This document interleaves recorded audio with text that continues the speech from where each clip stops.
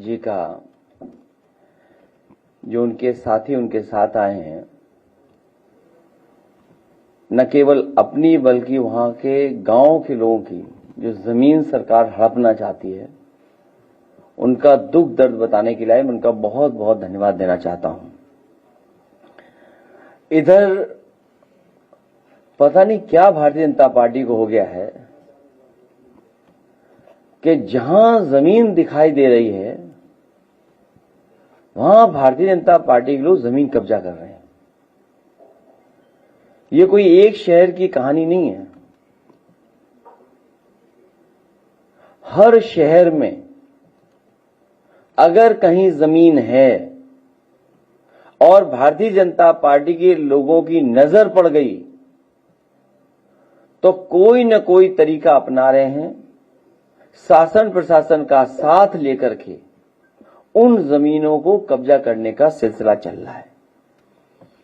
मैं अपने दोनों लीडर ऑपोजिशन, अपर हाउस और दोनों हाउस के जो लीडर ऑपोजिशन हैं, मैं उनका धन्यवाद देता हूं और गोरखपुर के तमाम हमारी पार्टी के संगठन के नेताओं का भी धन्यवाद देता हूं कि उन्होंने गोरखपुर के लोगों की तकलीफ और परेशानी की आवाज बन करके उन्होंने संघर्ष करने का काम किया। अभी जैसा कि अध्यक्ष जी बता रहे थे, हमारे पूर्व विधानसभा के अध्यक्ष और लीडर ऑपोजिशन, कि जब वो गए तो उन्हें रोकने के लिए बुलडोजर के ऊपर जो बकेट है उसमें भारतीय जनता पार्टी के कार्यकर्ता और उनके साथ पूरी पुलिस प्रशासन सहयोग कर रहा था और कहीं न कहीं से कोऑर्डिनेशन हो रहा था।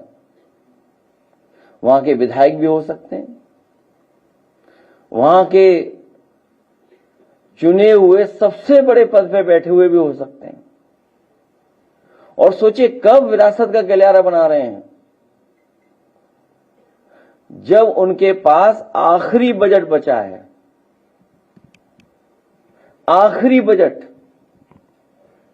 और सच्चाई यह है कि अगर उन्हें गोरखपुर के लिए कुछ काम करना था तो सबसे पहले उन्हें अपनी सबसे पहली घोषणा याद रखनी चाहिए थी। उन्होंने गोरखपुर के लिए सबसे पहली घोषणा झांसी में जाकर के की थी और कहा था कि झांसी के साथ साथ गोरखपुर में मेट्रो बनाएंगे। आज दिल्ली के 8 साल, 11 से काफी समय हो गया और यहां का 9 साल, 11 और 9, 20 साल। बताइए, दिल्ली के 11 साल और इस सरकार के 9 साल पूरे होने जा रहे हैं। न झांसी में मेट्रो बनी है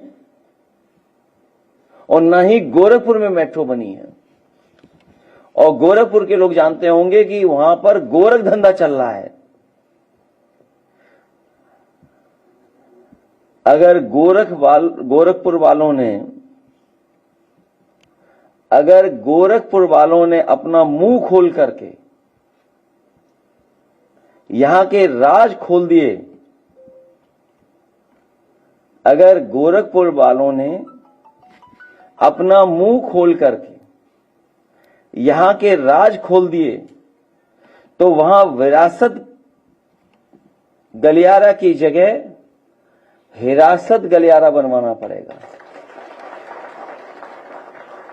अगर गोरखपुर की सच्चाई सामने आ जाए तो वहां विरासत का गलियारा नहीं,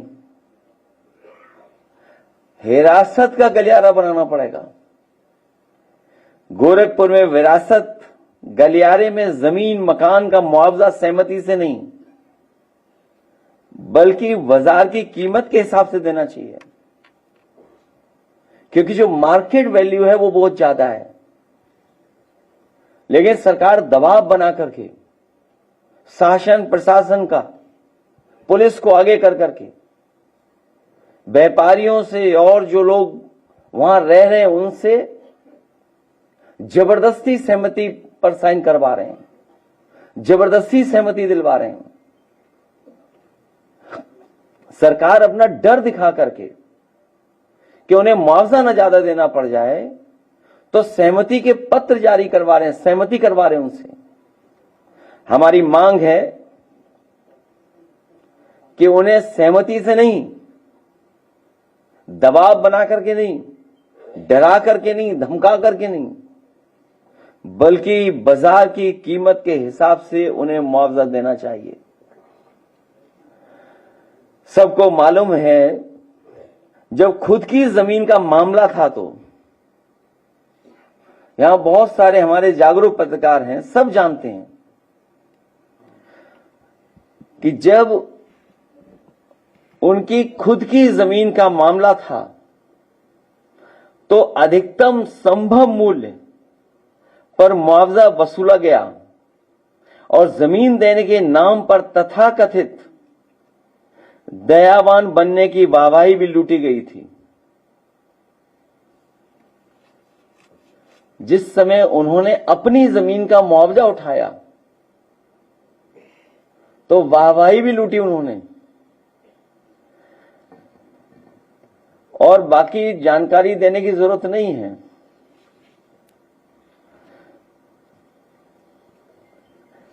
कि कितना मुआवजा उन्होंने उठाया होगा।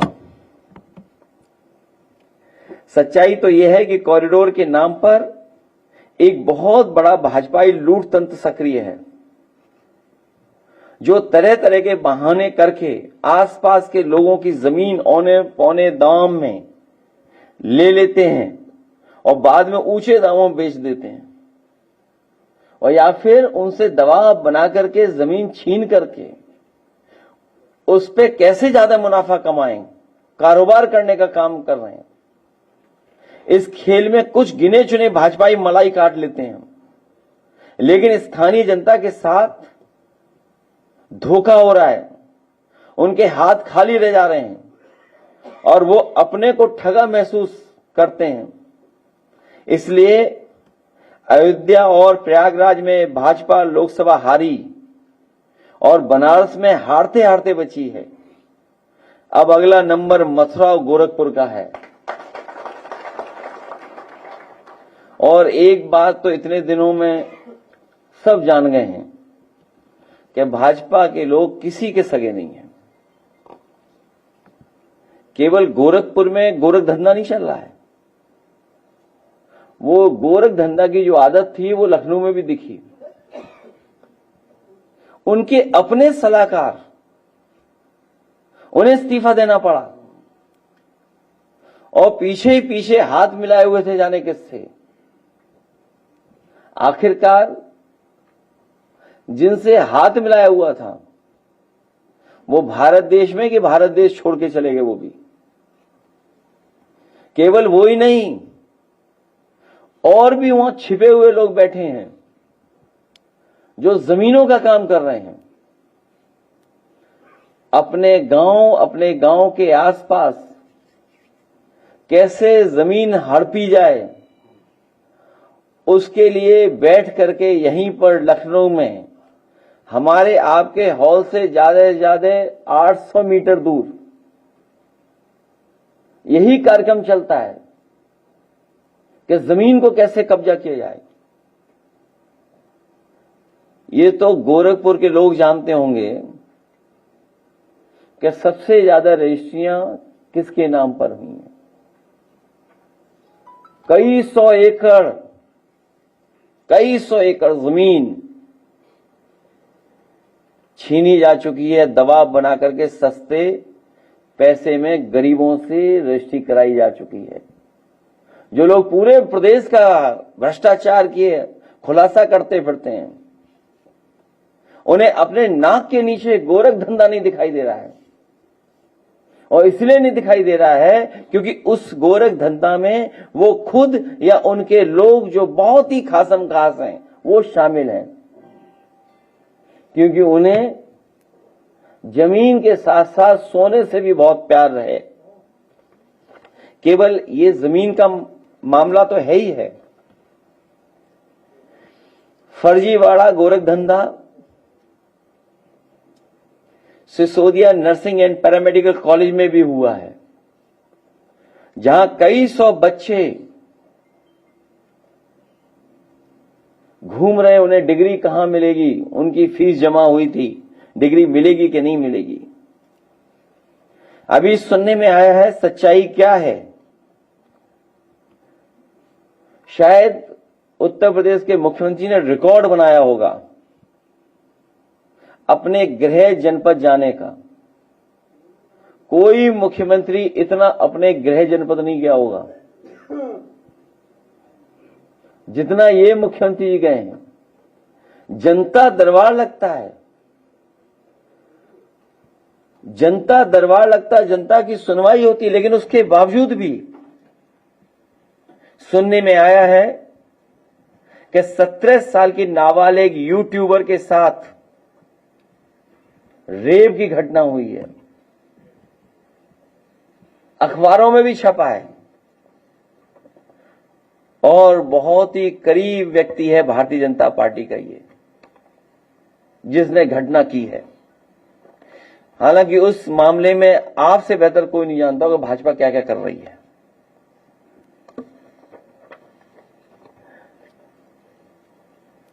भारतीय जनता पार्टी और खासकर सरकार के लोग लोकतंत्र, संविधान, परंपराएं, उनको किसी को नहीं निभाते इन लोग। क्या आप कल्पना कर सकते हैं, 2 हाउस के सबसे सीनियर लीडर्स विपक्ष के वो जाएं और उन्हें रोका जाए,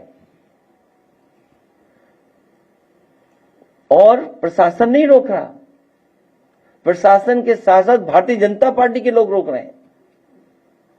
ये वो समय याद दिला रहे हैं जो हिटलर के समय होता था।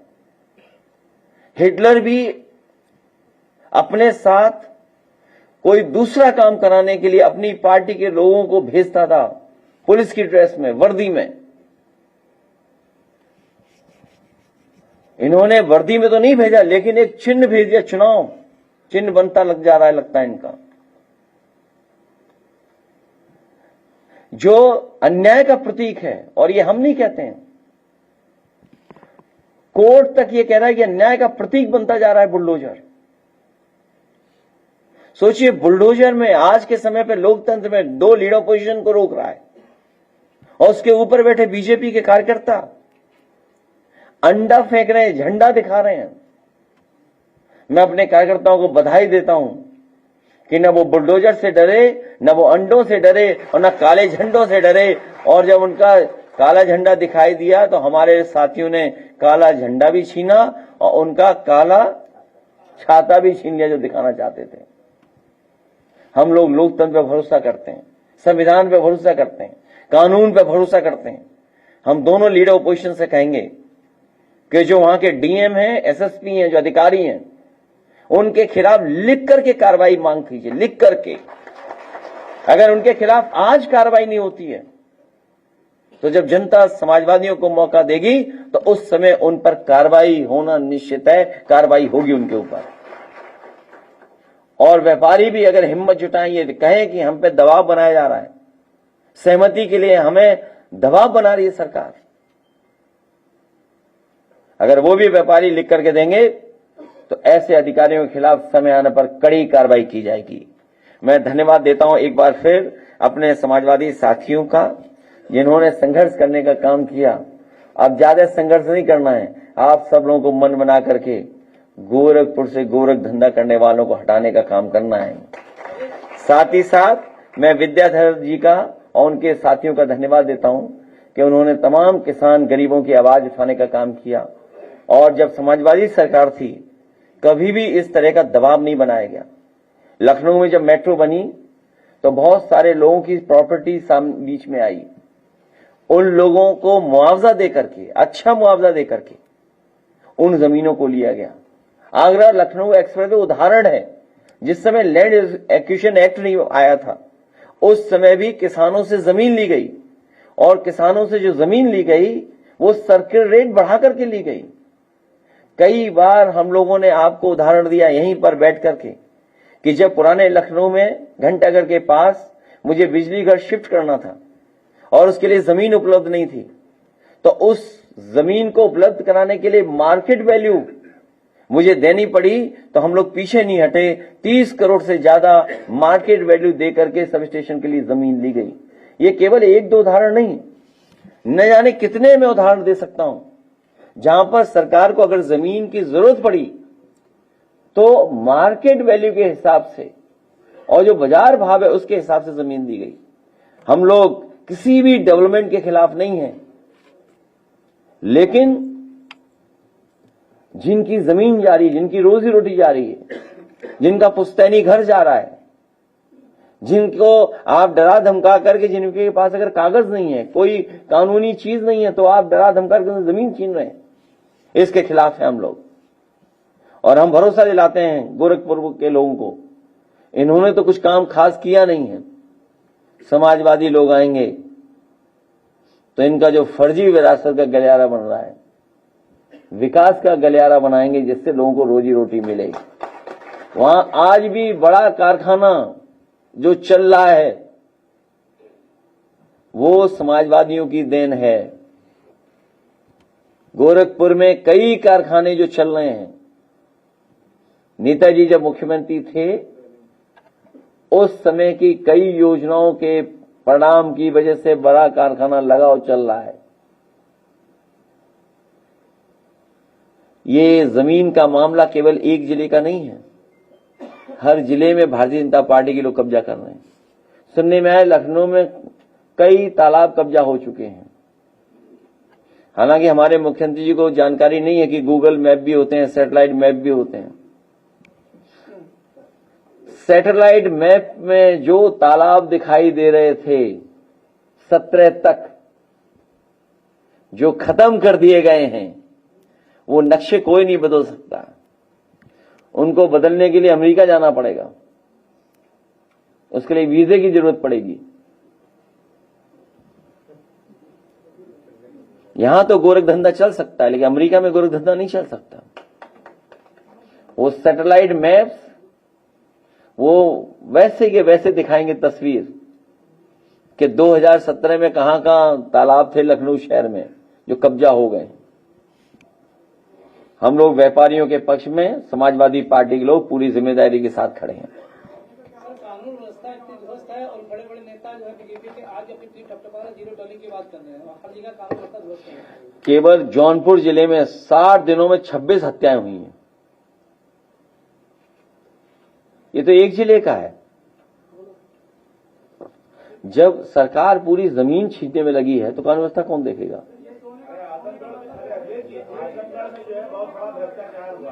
सोना बहुत कीमत बढ़ती जा रही है, उसका कारण कुछ लग रहा है कि जिन्हें जमीन से प्यार है उन्हें सोने से भी प्यार है।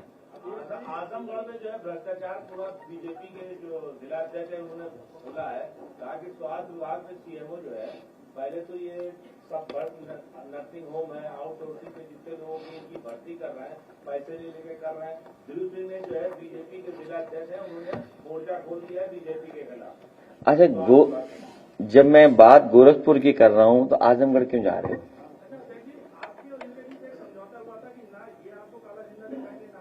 किसने कहा झंडा दे समझौता हुआ था? नहीं, कभी कोई समझौता नहीं हुआ, कोई समझौता नहीं हुआ, कोई किसी तरह का कोई समझौता नहीं हुआ। नहीं नहीं, वो तो विरोध करने का एक तरीका है।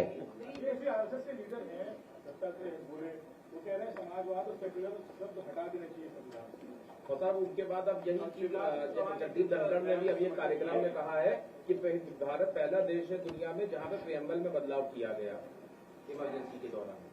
तो और वो परसों आपने बात कही भी थी। देखिए,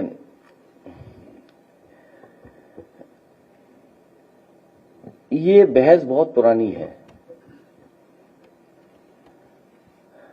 जो लोग आरक्षण को हटाना चाहते हैं, जो लोग आरक्षण के विरोधी हैं, जो लोग संविधान के विरोधी हैं, वो सीधे ये न कह करके वो सेकुलर और सोशलिज्म के खिलाफ बोलते हैं। तमाम वो लोग जो आरक्षण के खिलाफ हैं, संविधान के खिलाफ हैं, भाईचारे के खिलाफ हैं, वो सीधा ना बोल करके जानबूझ करके सेकुलर और सोशलिस्ट के खिलाफ अपना समय समय पर विचार रखते हैं, क्योंकि सीधे सीधे कहने में उन्हें लगता है कि उनको अब वोट खिसक जाएगा, उनके गठबंधन के साथी खिसक जाएंगे। और जिस समय भारतीय जनता पार्टी का गठन हुआ था, हालांकि हमारे मुख्यमंत्री जी बीजेपी के सदस्य नहीं हैं, वो केवल चुनाव के लिए सदस्य बनते हैं, चुनाव चिन्ह पाने के लिए सदस्य बनते हैं। आप में से सब जानते होंगे बीजेपी के सदस्य कब बने मुख्यमंत्री जी?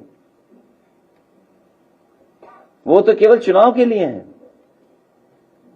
और बीजेपी की जब पहली बैठक हुई है भारतीय जनता पार्टी के गठन के समय, ये बहस तब भी थी भारतीय जनता पार्टी के अंदर कि हम रास्ता क्या अपनाएंगे।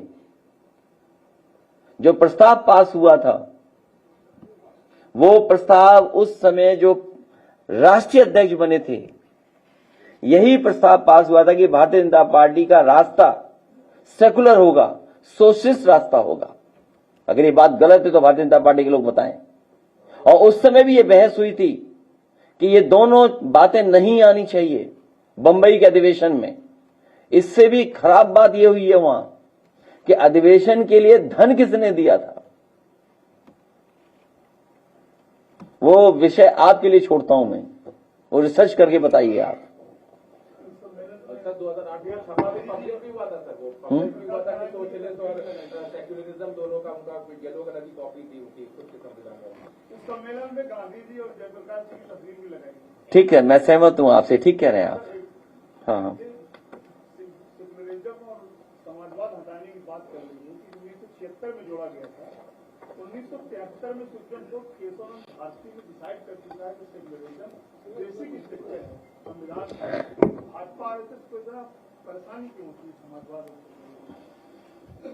सुप्रीम कोर्ट डिसाइड कर चुका है 1973 में केसों में भारतीय। ये बहस लंबी है। लोकतंत्र डेमोक्रेसी को स्ट्रेंथन करने के लिए, जहां डेमोक्रेसी को स्ट्रेंथन करने के लिए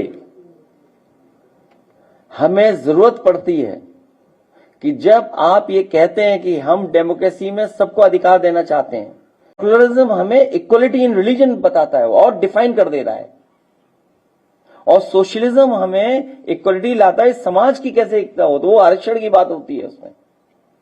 ये आरक्षण के खिलाफ है, ये भाईचारे के खिलाफ है, ये हमारे आपके सबकी एकता के खिलाफ है। इसलिए ये एंटी सेकुलर है। सेकुलरिज्म इसलिए नहीं पसंद इनको, और आरक्षण का सीधा सीधा हमला नहीं कर सकते लोग, इसलिए सोशलिज्म का रास्ता अपनाते हैं। और कैपिटलिस्ट जब होगी देश, तो हमारे गरीबों को कुछ मिलने वाला नहीं है। इसीलिए कई मौकों पर हम कहते हैं कि जो बात भारतीय जनता पार्टी सीधे सीधे नहीं कह सकती है, वो पीछे से ये कहती है कि हमें सोशलिज्म नहीं चाहिए, सेकुलरिज्म नहीं चाहिए, क्योंकि ये नफरत फैला करके वोट लेना चाहते हैं।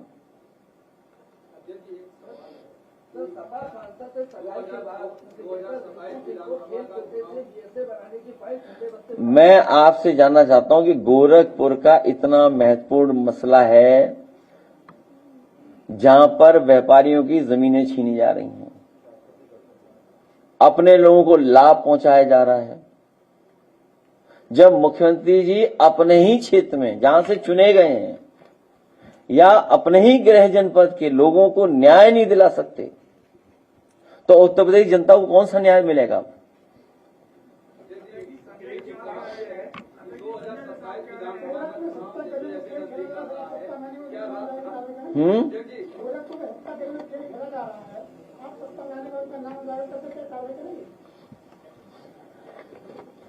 आप जानते हो क्या होगा सरकार में? मैंने कहा ट्यूशन फ्री पढ़ा रहे हैं बीजेपी के लोग हम लोगों को।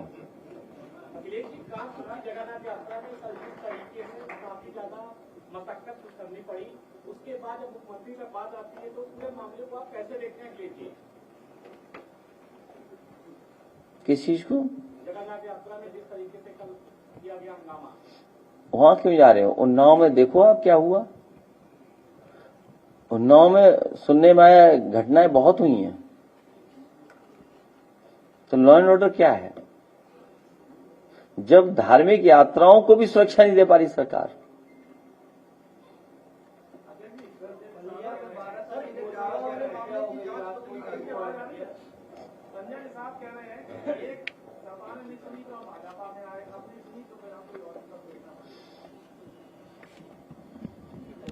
वो जीतने वाले दल के तरफ भाग सकते हैं और ऐसे लोगों का कोई भरोसा नहीं है। यहां बैठे थे मेरे बगल में,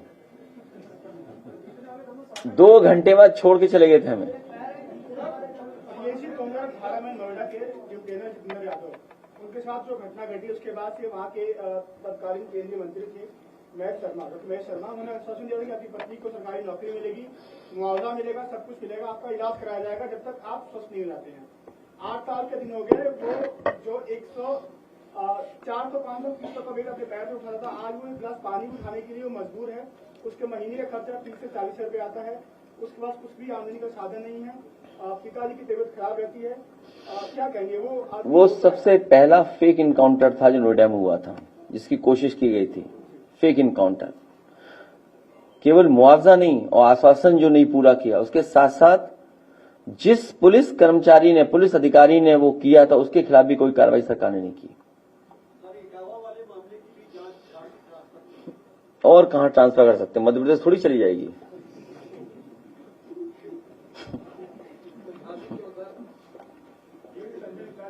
उसमें भारतीय जनता पार्टी और आरएसएस के लोगों ने जाकर के उस घर परिवार के लोगों को बिगाड़ा है।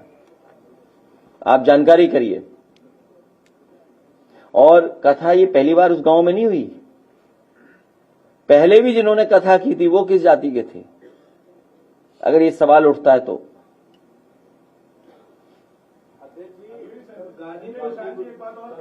गाजीपुर में जंगीपुर में दलित बस्ती पर बुलडोजर चला है, बरसात का समय और पूरी तरह से। मैंने उस पर कहा है कि इस समय बरसात के समय पर, और जब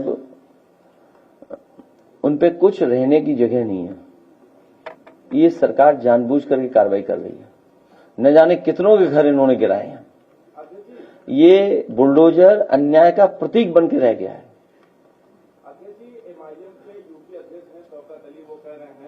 कथावाचक किताब वालों को बुला लिया, अलीगढ़ में जिन लोगों को मारने की कोशिश की गई, जान से उन लोगों को अखिलेश यादव अपने यहाँ क्यों नहीं बुलाया? हमारी पार्टी के लोग गए थे वहां, हमारी पार्टी के लोग गए थे वहां। क्यों गोरखपुर का मुआवजा नहीं मिलने दोगे व्यापारियों को? गोरखपुर से सटे हुए जिले में एयरपोर्ट का उद्घाटन हुआ था, वहां से उड़ाने बंद हो गई, और कई जिलों में एयरपोर्ट का उद्घाटन हुआ था, वहां से उड़ाने बंद हो गई।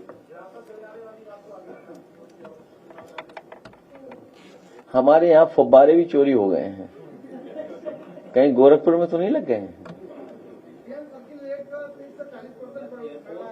नहीं, दुख इस बात का है कि गोरखपुर का सर्किट रेट बढ़ा ही नहीं है।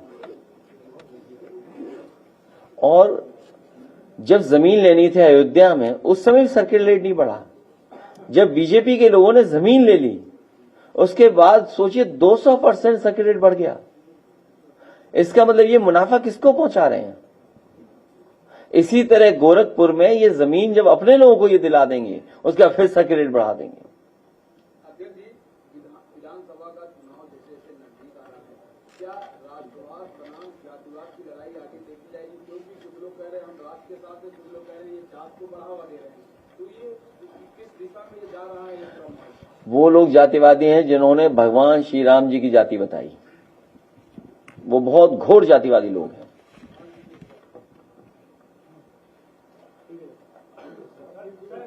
अखिलेश जी, उन्नाव में 336 स्कूलों की एक सूची जारी की गई है और उसको मर्ज करने के आगे बात की जा रही है। बच्चे और जो अभिभावक हैं और शिक्षक काफी परेशान हैं। इन्होंने वो स्कूल आइडेंटिफाई किए हैं जिन स्कूलों में बूथ भारतीय जनता पार्टी हारती थी।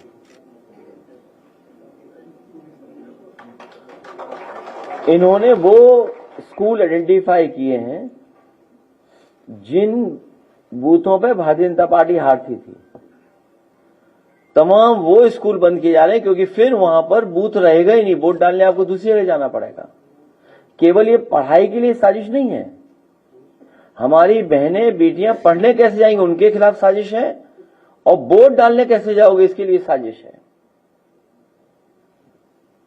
ये सोची समझी रणनीति के तहत इलेक्शन कमीशन से मिलकर के उस डेटा को मैच कर करके ये फैसला सरकार ले रही है। और गोरखपुर में नेता प्रवेश नहीं कर पाते हैं, सड़क पर महिला सुरक्षित नहीं है, थाने में खाती सुरक्षित नहीं है, और जिले में सीएमओ और डीएम आपस में ऐसे लोग को सुधर जा रहे। यहाँ सब इंजन टकरा रहे हैं, डिब्बे टकरा रहे हैं, गार्ड रूम टकरा रहा है, और आखिरी समय सब लूट में लगे हुए हैं। कौन सा विभाग बचा है जहां लूट ना हो रही हो। बनारस में क्रिकेट स्टेडियम में किसानों की जमीन जाने की सर्किट रेट के लिए जो है नामी किसान दे रहे हैं। ये मांग सबकी है कि जो मार्केट वैल्यू है या जो लैंड एक्विजिशन एक्ट है उसके तहत मुआवजा मिलना चाहिए, क्योंकि जब मार्केट वैल्यू के हिसाब से आप मुआवजा नहीं देते हैं तो विरोध होता है। आप विकास के खिलाफ कोई नहीं है, लेकिन कम से कम उन लोगों के लिए न्याय तो करो आप।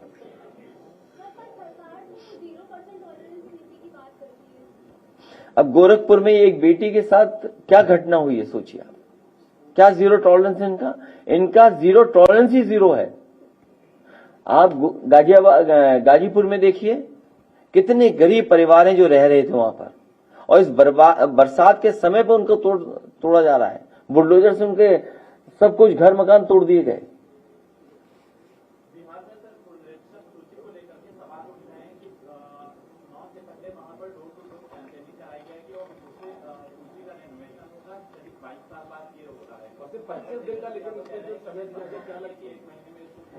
Bharatiya Janata party election commission से मिलकर के कोई न कोई नया षड्यंत्र अपनाती है।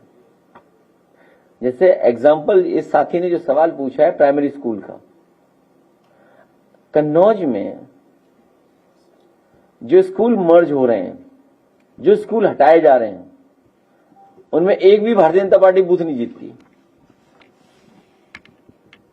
और कहां लगा रहे हैं जहां थोड़ा बहुत भारतीय जनता पार्टी का वोट है वहां। आपने कुंदरगी का चुनाव तो देखा होगा, कानपुर का चुनाव भी देखा होगा, बाई इलेक्शन आपने, मीरापुर का चुनाव भी देखा होगा आपने। ये जितने फैसले हो रहे हैं सब पॉलिटिकल फैसले हो रहे हैं, इलेक्शन कमीशन से मिलके हो रहे हैं। हम लोगों ने शिकायत की थी, गोरसाईगंज चेयरमैनी का चुनाव था, भारतीय जनता पार्टी के लोगों ने मशीन लगाई हुई थी आधार कार्ड बनाने की, मशीन लगाई हुई थी, उसका वीडियो रिकॉर्ड है, कई 100 आधार पकड़े गए, कोई कार्रवाई नहीं हुई किसी पर। कोई कार्रवाई हो तो बताओ आप। और सीसीटीवी में सब कैच है, सब कुछ कैच है, उसमें सब कुछ है, उसके अंदर रिकॉर्डिंग है।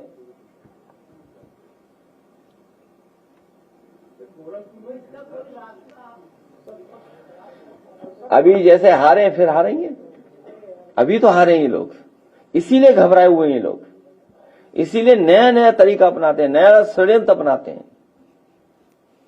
अच्छा सर, एक बात और सुनने में आया कि गोरखपुर में सबसे ज्यादा भू माफिया वो सक्रिय है, जब मुख्यमंत्री जी गोरखपुर में रहते हैं तो और सक्रिय हो जाते हैं। सीसीटीवी में सब कैच है, सब कुछ कैच है, उसमें सब कुछ है, उसके अंदर रिकॉर्डिंग है।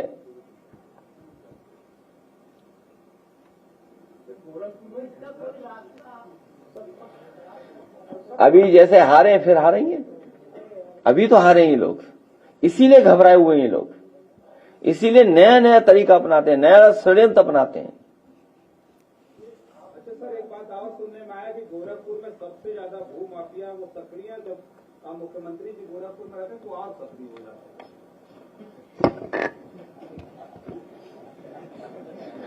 कहीं ऐसा तो नहीं कि मुख्यमंत्री जी के लिए कह रहे हो कि यही सबसे बड़े भूमाफिया हैं।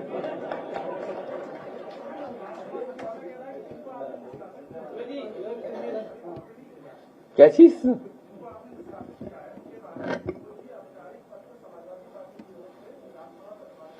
तो आज चला जाएगा, आज चला जाएगा, पत्र में क्या है। सर बलिया आप पर बड़ा भरोसा गया चाकू से वोट करके, और वहाँ के सांसद भी आपके पार्टी से और वहाँ के विधायक भी आपके पार्टी से। उस परिवार को न्याय मिले और जिसने भी घटना की है उसके खिलाफ कड़ी से कड़ी कार्रवाई हो। केवल जौनपुर का मैंने आपको बताया था कि 60 दिन में कितनी हत्या हुई सोचिए।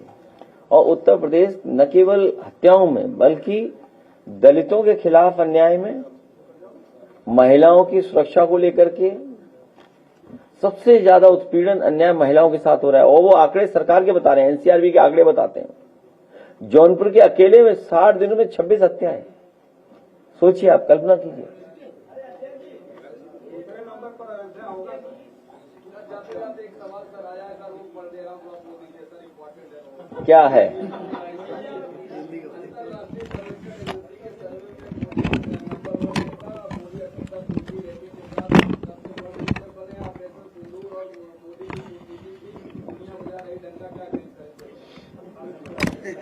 ये व्हाट्सएप यूनिवर्सिटी से फॉरवर्डेड मैसेज आया इनके पास। और डंका तो तब बजता नजर आया जब प्रेस का स्थान भी नंबर 1 हो दुनिया में। आप लोग कहां खड़े हो? हैं? 152 में। सोचिए आप खुद कहां खड़े हो? आप क्यों डंका बजने वाले के पक्ष में बोल रहे हो आप? अच्छा, नहीं, ठीक है।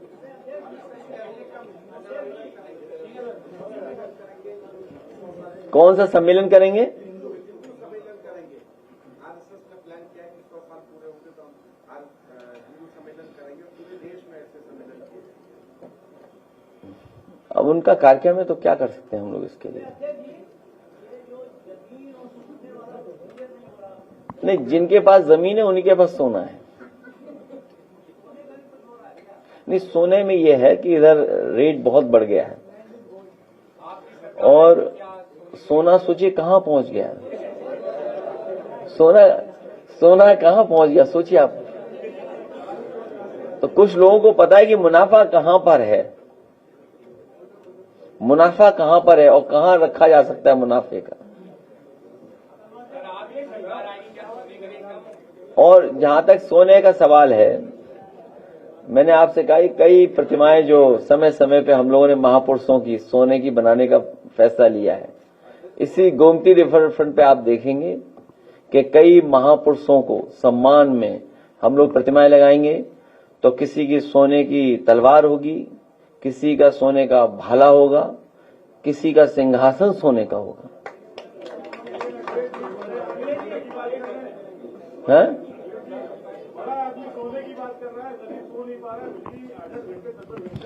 जो बिजली मंत्री बने हैं वो बनाए भी इसीलिए गए हैं जिससे कि बिजली विभाग बेचा जा सके।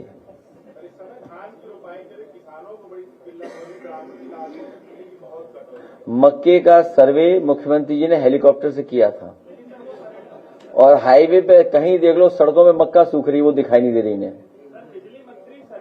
केवल यही नहीं बेचा इन्होंने, अभी सुनने में आया है प्लांट चलाने के लिए, कन्नौज का प्लांट चलाने के लिए, आपका कानपुर का प्लांट चलाने के लिए जिसके सबसे ज्यादा बजट उत्तर प्रदेश सरकार में समाजवादियों ने दिया, और अंबेडकर नगर का फॉर्डर का जो उनका जानवरों का उसके लिए जो प्लांट लगा था वो भी सरकार ने अपने हाथ से हटाकर दूसरे को दे दिया सोचिए चलाने के लिए।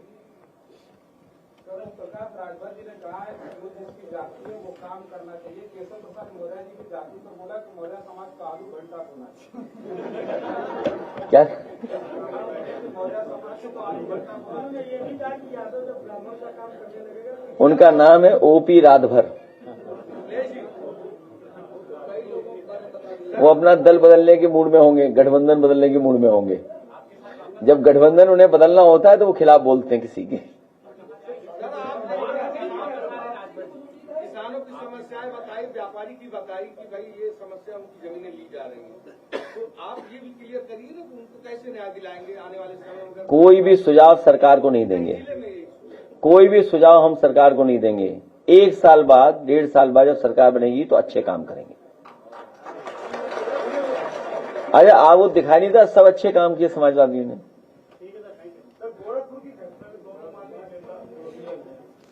क्या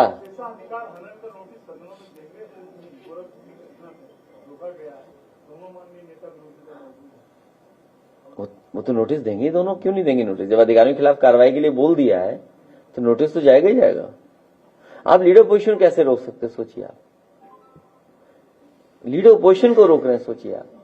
हजरतगंज के बगल में 13 घंटे से लाइट नहीं आ रही है। तो मुख्यमंत्री जी की आवाज से कटिया लगवा लें।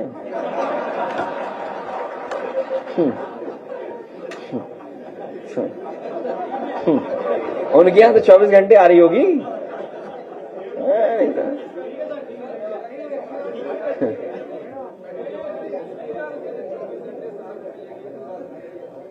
जब ये बताए, कितनी बार आपको बताएं, एक भी पावर प्लांट बड़ा इस सरकार ने नहीं बनाया। सोचिए उत्तर प्रदेश की जनता के साथ कितना बड़ा धोखा है। एक भी बड़ा पावर प्लांट उत्तर प्रदेश और दिल्ली की सरकार ने मिलकर के नहीं अभी तक लगाया है, न पूरा कर पाए हैं। जो भी प्लांट बड़े समाजवादी सरकार में लगे थे, उन्हीं की वजह से बिजली उत्तर प्रदेश में आ रही है। चाहे वो ललितपुर का हो 3x660 super critical thermal plant, चाहे हरदोईगंज का हो सुपर क्रिटिकल थर्मल प्लांट, चाहे पनकी का थर्मल प्लांट हो सुपर क्रिटिकल, चाहे आपका एटा का हो, चाहे आपके इलाहाबाद के हो 12 के, तो ये तमाम बिजली के कारखाने समाजवादी सरकार के समय पर लगे थे। वही बिजली उपलब्ध उत्तर प्रदेश को हो रही है। न केवल पावर प्लांट लगे थे, बड़ी बड़ी ट्रांसमिशन लाइंस लगी थी और आपकी ग्रिड को जोड़ने के लिए बड़ा फैसला लिया था। आपके डिस्ट्रीब्यूशन में बड़े काम हुए थे। जब इस सरकार ने मन ही बना लिया है कि पूरा बिजली विभाग बेच देंगे, इसीलिए बिजली नहीं दे रहे हैं। कमी इनकी खुद की है और ये थोप रहे हैं अधिकारियों पर, जो इंजीनियर्स हैं और कर्मचारी उन पर। मुख्यमंत्री की बात दावा कर रहे हैं कि हमने 2017 के बाद अब तक 10,000 मेगावाट बढ़ा। उनसे पूछ लो कि एक पावर प्लांट कौन सा लगाया आपने। नहीं, आप रिकॉर्ड मत देखिए, गूगल कर लीजिए, चैट जीपीटी पे से पूछ लीजिए। मोबाइल चल रहा है कि नहीं चल रहा है, चैट जीपीटी पे पूछिए। है चलो, अभी तो रॉन्ग इन्फॉर्मेशन नहीं दे रहा है चैट जीपीटी, अभी तो ठीक इन्फॉर्मेशन देगा। कोई बड़ा बिजली कारखाना नहीं लगाया। कभी नाम सुना उनके मुंह से कहते हुए कुछ?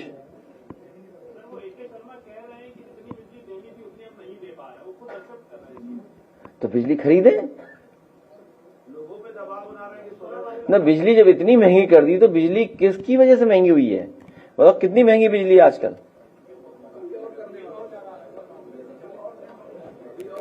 और जितनी आने वाले समय में बिजली की खपत बहुत बढ़ेगी। आप कल्पना नहीं कर सकते कितनी खपत बढ़ेगी, देखिएगा।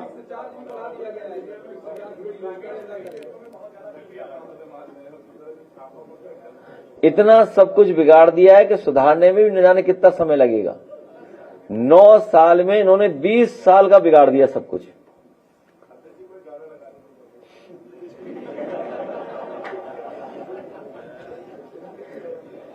कोई नया गाना या पुराने गाना सुना दें? नहीं, इतनी सीरियस बात हो रही है। सोचिए, चल के आए हमारे चंदौली के, बंदरगाह बना रहे हैं, मतलब पानी तो है नहीं, चलेगा कहां पानी का जहाज? वो कहां से चला लोगे? कोई आपके ड्रेजिंग नहीं है, कोई प्रॉपर इंफ्रास्ट्रक्चर नहीं है। बस अपने लोगों को ठेका मिल जाए, कमा लें, बस इसलिए काम हो रहे हैं। आप खुद सोचिए, गंगा साफ हो गई क्या? और पानी खत्म हो गया नदियों में, देखिएगा अभी आप। अभी तो चलो बारिश है तो पानी दिखेगा, लेकिन जब पानी नहीं रहता तो कैसे चलाओगे आप पानी का जहाज?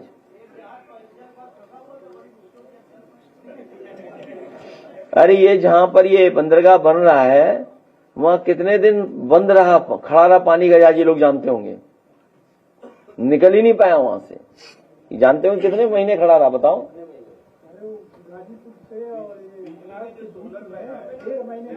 1 महीने से ज्यादा खड़ा रहा, 1.5 महीना खड़ा रहा, सोचिए आप। 6 महीने खड़ा रहा, सोचिए आप। ये बहुत कम है। सोलर प्लांट पे सोलर जो लग रहा है घरों में, जो 30,000 रुपए मात्र दे रही है सबके लिए, जबकि सेंट्रल गवर्नमेंट 78,000 रुपए दे रही है। तो यूपी गवर्नमेंट एक तो बढ़ा नहीं रही है सब्सिडी और 6-6 महीने में दे देगी। सरकार अपना बजट और डाले, इसमें बजट और बढ़ाए जिससे सब्सिडी दे सकें। तो अपने एवं अपने परिवार के बेहतर स्वास्थ्य के लिए परम मल्टी स्पेशलिटी हॉस्पिटल आइए, क्योंकि आपका जीवन अनमोल है। परम मल्टी स्पेशलिटी हॉस्पिटल, विजयंत खंड, गोमती नगर, लखनऊ।